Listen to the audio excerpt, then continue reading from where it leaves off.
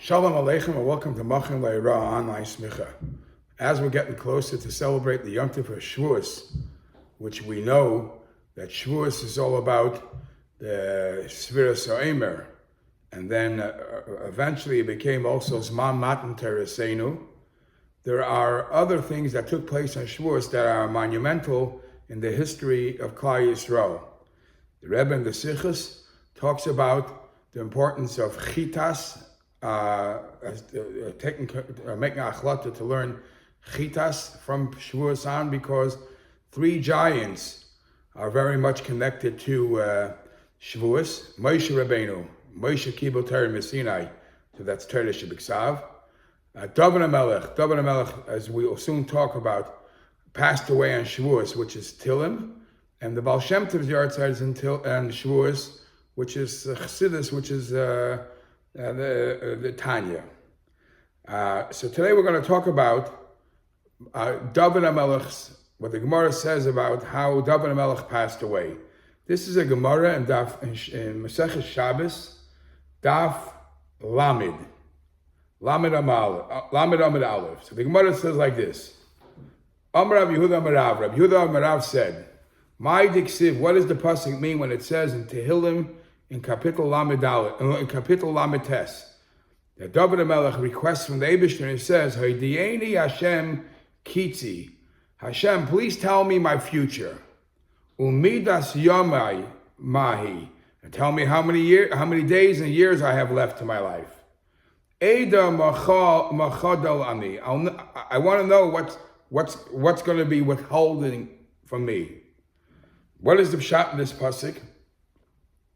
Amar David l'fnei HaKadosh Baruch Hu. The Gemara Darshins. David says to the Eibishter, Ribono shel olam, Haydieni Hashem kitzi. Please tell me my future. What's going to happen in my future? Amaloi, so the Eibishter says to him, I'm sorry. Gezerah Mufanai, I made a rule. She'em meidin kitzei shel adam, shel basav adam. We don't tell anybody what his future is. So David HaMelech says, fine. How about midas yomai mahi? Please tell me how much more life do I have? How many days do I have? Or years do I have? So the Eibishter responds and says, Gzeirah mofanai. I have another rule. She'ein midim midas yomav shaladam. We don't tell people in advance how many years he will live. And it's based on the Mishnah says, Shuv yom achel lifnei misasach. A person should always do tshuva a day before he dies, and being that a person doesn't know when he's dying, he should do tshuva every day. If you know that you're going to be living for arichas yomim 120 years, then a person is forever going to delay tshuva. So we don't, Milmaila, there's a gzeira that nobody knows when their time is up. The pasuk continues, David HaMelech says, fine.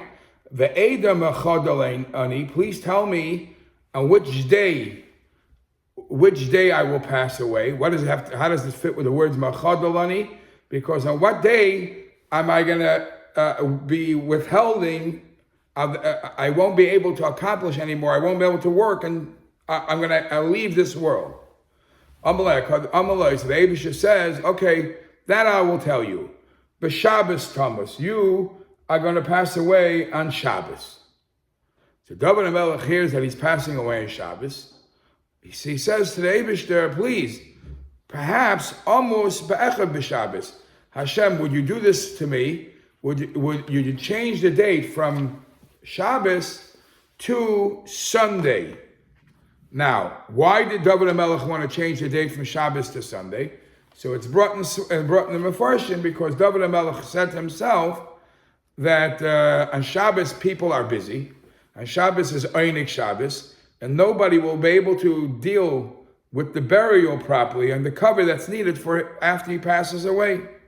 So David HaMelech asked, could you delay it to Sunday? Could you push it off one more day on Sunday?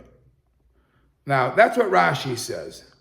Others question, and they say, this Sfas Emes, for example, says, even if David HaMelech passes away on Shabbos, they're still not going to bury him on Shabbos.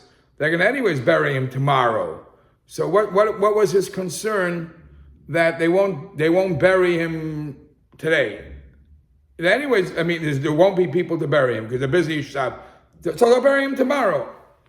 And the answer is, the Sfas Emes says that David HaMelech didn't want to ruin anybody's Einik Shabbos. He asked, please push it off to Sunday.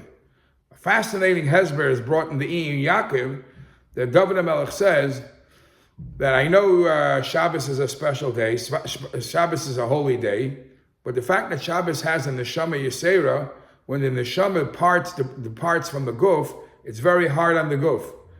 On Shabbos, being that you have a neshama yisera, it's going to be double hard. So please push it off for another day to Sunday. So the Eibishter responds, I can't honor that request because on that Sunday, Kvar Higia Malchus Shloima Bincha, that's when the day of Shloima's royalty has to kick in, has to start. And Ein Malchus Negas Bechavarta Afilu Kamlei Nima.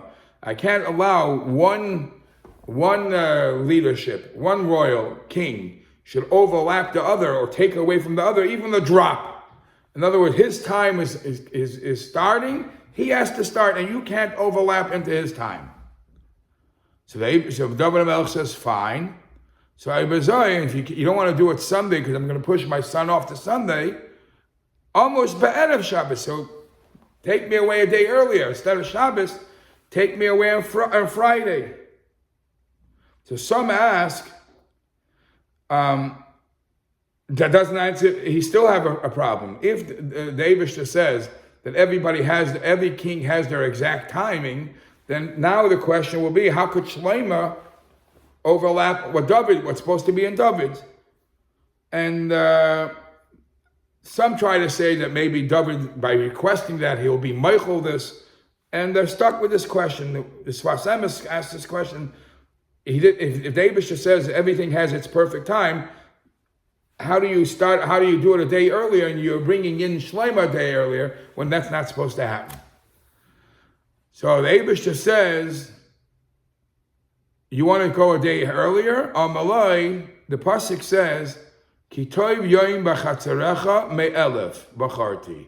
Hashem says, you David, you yourself said, it's better one day of serving Hashem here in this world, doing Torah mitzvahs and learning Torah is better than a thousand karbonis somebody or 1,000 years somewhere else. In other words, you have an opportunity to live one more day and learn Torah mitzvahs. Toivli yoim echad shata yoshev. For Hashem, it's better one day that you sit in Oisik b'Torah, may elef oilos, better than the 1,000 karbonis that Shlomo HaMelech will bring on the Mizbeach. You're going to sit and learn one more day Torah means much too much for me. And therefore, I'm not going to take you away a day early. I'm going to keep it to Shabbos. All right. So David HaMelech tried, and this was his response. It actually says in Svarim that the reason why the time in Menhagim say, the reason why we make a Malava Malka is to greet the Shabbos queen. Why is the Malava Malka called Sudas of the David Malka Mashiach? Why does David get the title for that meal? So the time in Menhagim brings, because since now David was told the news that he's passing away Shabbos, every Shabbos that passed and he realized he's still alive, that much of Shabbos he celebrated, he made a meal. And that's why it's called Sudas of the David Malka Mashiach. Now, David HaMelech hears that he's passing away in Shabbos, so he has to get prepared. He has to outsmart the system. So the Gemara says like this: Kol Yom Shabbat, every Shabbos, have a Yosef Vegaris Kuli Yom. He would sit and learn all day, because by sitting and learning, Torah is a Eitz Chaim, the tree of life. Nobody can take away life from him if he's connected.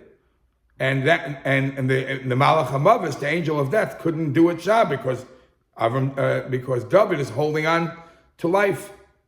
The day came that the Malach HaMavis was meant to do his job. Come Malach HaMavis kamei, the Malach HaMavis tried to do it.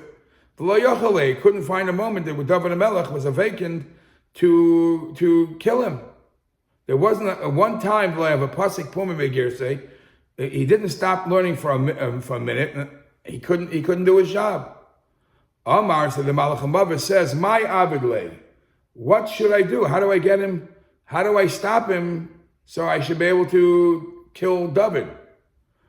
So there was a garden in the back of David HaMelech's palace, and the Malach HaMavet came. Saluk u'bechish be'ilni. He went and shook the trees very hard, and they made funny noises.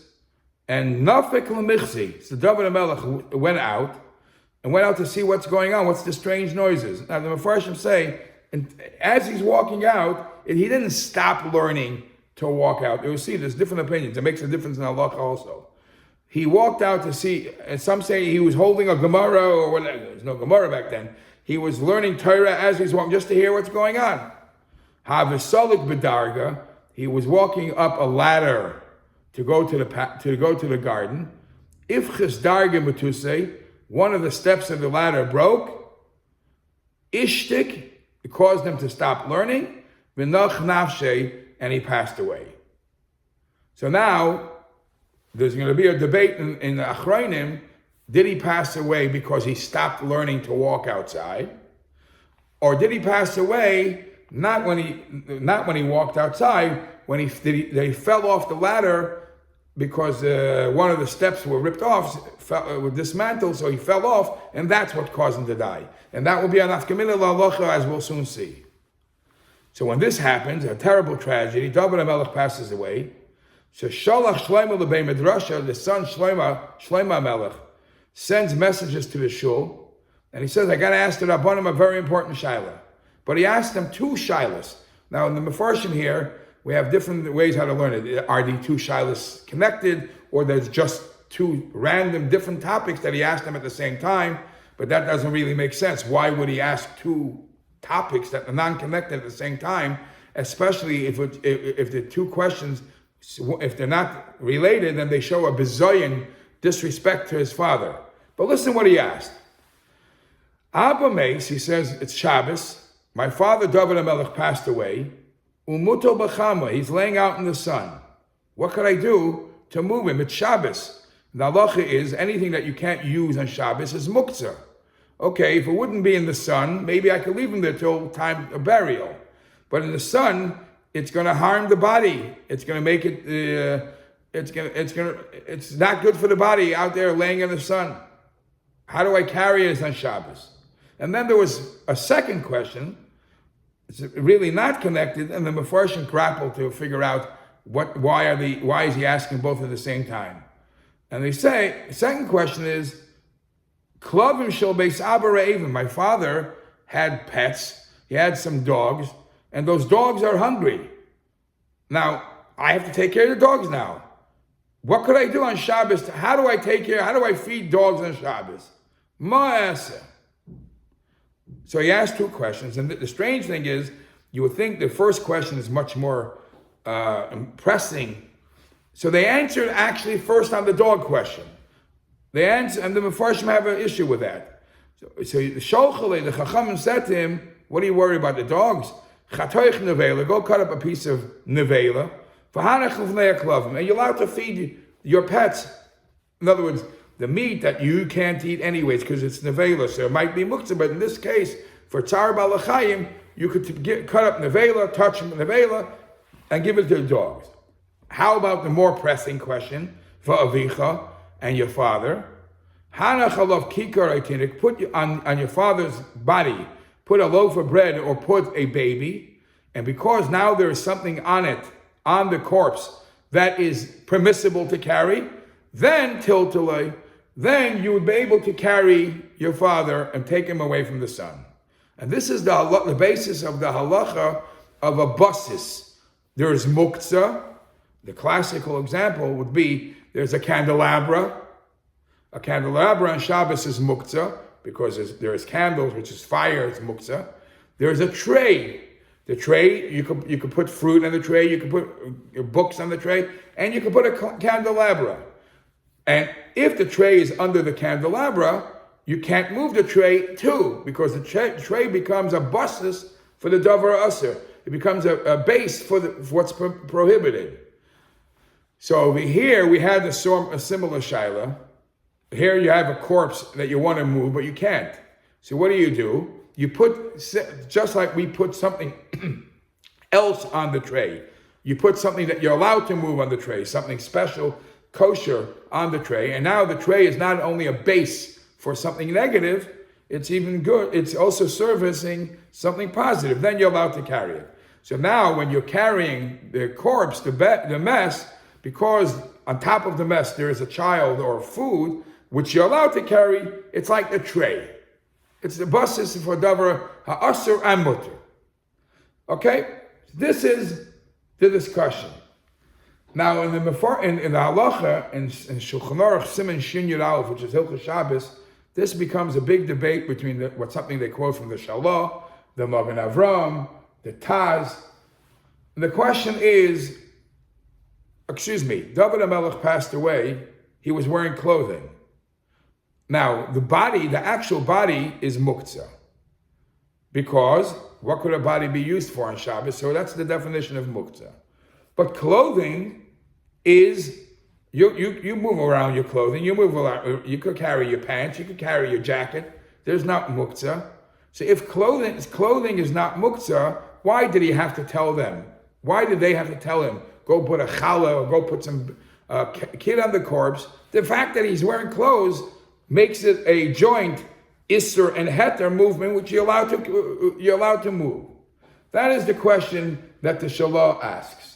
So the Taz and the Magen Avram say, a regular person's clothing is taka allowed to be moved because it's usable. But this was David HaMelech's clothing. And David HaMelech's clothing, David HaMelech, the din is that when a Melech passes away, because it was these garments, these special clothing were used for a king, we don't want just anybody using it. So Allah says, Sarfim ala malachim. You burn their clothing. You don't let anybody else use it. So now that David HaMelech passes away, nobody else is allowed to use it. And therefore, the rule of muktzah applies. And the only other option we had is that they should put a kikar, a bread, or person, a baby on it. So because his own clothing wouldn't be a matter. The Chassam Sofer, the Machzis HaShekel, they ask the Cha'ira, even the clothing that David HaMelech had, that you're saying is muktzah because nobody else can use it. That's true for a standard person. But a melech could take a previously used garments of a melech. Maybe Shlomo, for Shlomo melech, those begadim are still usable. So then it's not muktzah anymore. If it's not muktzah, why did you have to put a kikar, a bread, or a person? So the Machzis HaShekel's answer is, who says they were the same size? Obviously, they could have been completely different people, different sizes, and it wasn't usable. You can't automatically make it mutter. The Chassam Sofer doesn't like that answer because the Chassam Sofer says it doesn't have to be for beged, for a garment to be considered non-muktzah. It doesn't have to be up to somebody's size. For example, if you have garments that are not yet completely sewn, and even though they're not usable yet for you, you're allowed, many circumstances, you're allowed to carry it. So as long as it's mutter for somebody under any circumstance, even though right now it doesn't fit him, it shouldn't be a din of muktzah. Now, Chassam Sofer also says Shlomo perhaps didn't want to wear them because he maybe didn't feel fit. This is my father's clothing, and I don't think I'm on the same level as my father. That would turn the begadim into muktzah. Now nobody else is able to use it. So that's why the only heter they were able to give him is to put a child or put a food on it. In Chastei Avis, he asks another question. Okay, so you tell me that it's only a child or food, the clothing wouldn't work. There's a din in Shulchan Aruch, there's a din in the Torah, a mitzvah in the Torah, that every melech has to, besides for the regular Sefer Torahs that we have, a melech has to have his own personal Sefer Torah, and wherever he goes, it has to be on him. It has to be on by his arm.